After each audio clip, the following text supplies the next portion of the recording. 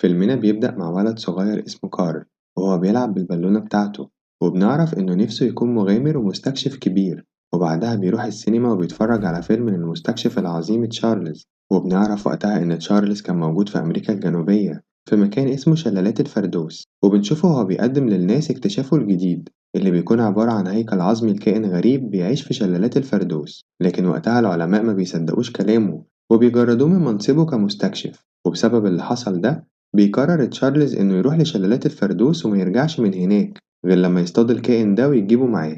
وبنشوف بعدها كارل في الطريق وهو مروح للبيت، وبيكون بيلعب بالبالونة بتاعته وهو فرحان جدا، بس فجأة بيسمع صوت طفل خارج من بيت مهجور. فبيدخل البيت ده وبيتفاجئ إنها بنت صغيرة وبتلعب كأنها طايرة بمنطاد، وبيتخض كارل جدا لما البنت بتشوفه وبتطير البالونة بتاعته.